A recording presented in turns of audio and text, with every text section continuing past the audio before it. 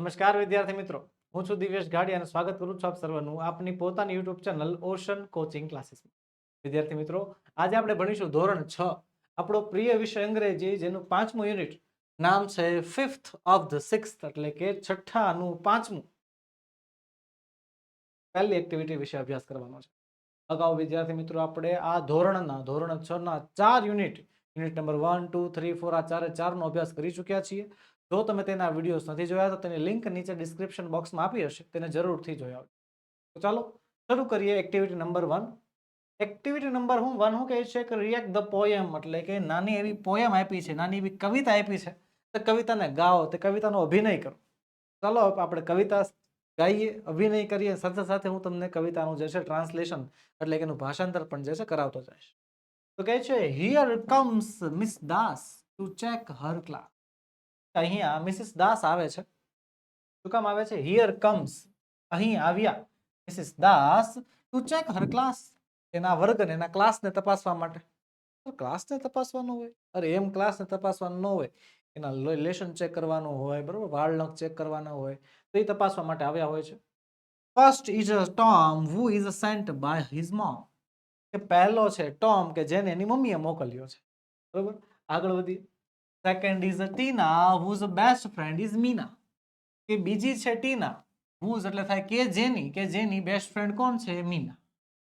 પછી કહે છે third, fourth and fifth are triplets of mister નાથ.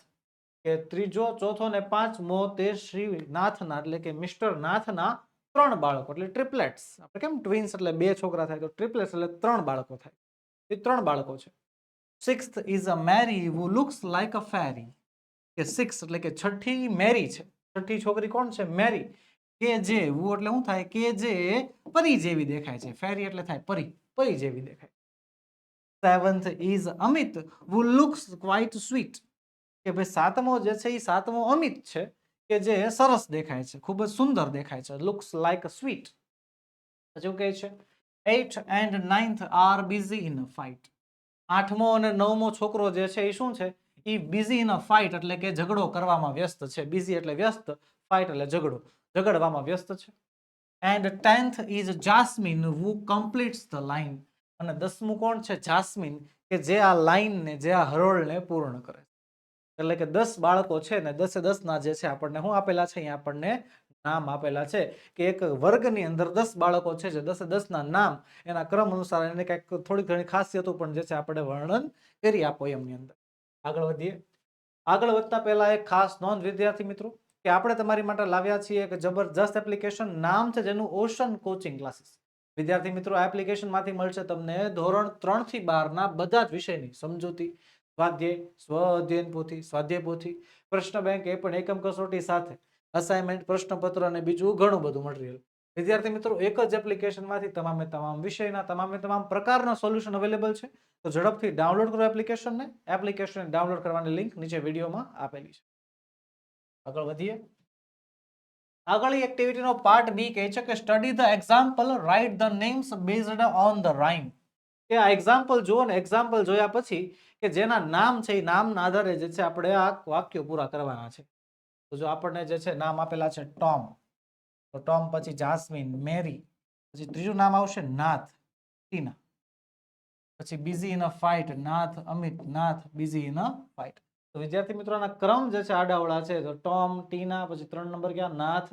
ચોથા નંબરે આવશે કોણ? નાથ. 5મા નંબરે પણ નાથ. કઈ રીતે? તો કે ટોમ જે છે ટી, બીજો છોકરો ટીના, ત્રીજો છોકરો કોણ છે? તો ત્રીજો છોકરો 3, 4 ને 5 એના નામ આપેલા નથી. છોકરા નંબર 3, છોકરા નંબર 4, છોકરા નંબર 5 ના નામ નથી આપેલા, પણ એ શ્રી નાથના એટલે કે મિસ્ટર નાથના છોકરાઓ છે એવું કહેલું છે, એટલે નાથ નાથ નાથ લખી નાખ્યું. પછી છઠ્ઠું નામ કોનું? મેરીનું.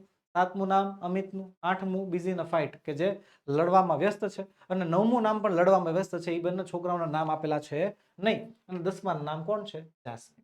તો આ રીતે વિદ્યાર્થી મિત્રો જેટલા બાળકોના નામ આપ્યા હતા એના નામ આપણે લખ્યા, અને જેટલા બાળકોના નામ નહોતા આપ્યા પણ એના વિશે જે લખેલું હતું તે આપણે જે છે આ પેરેગ્રાફની અંદર, આ કોષ્ટકની અંદર લખી નાખ્યું.